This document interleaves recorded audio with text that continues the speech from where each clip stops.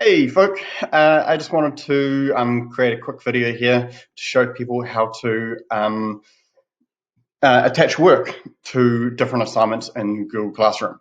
Okay, this is something I'm going to be asking you to do quite a lot as we use Google Classroom, so I just wanted to do that. Right, so the first thing I need to do is I need to go and show you a page where I am technically a student, right?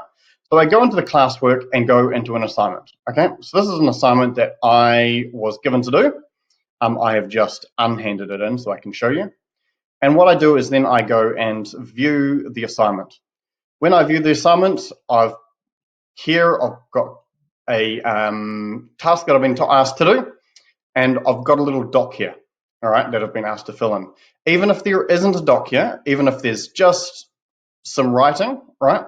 Even if it's just empty, there'll still be this little add or create button here. Sometimes it's down the bottom if you're using the old format, but that's pretty much how it works, right? So when you click on there, it drops down and you can either create new work or you can link a document, upload a file, or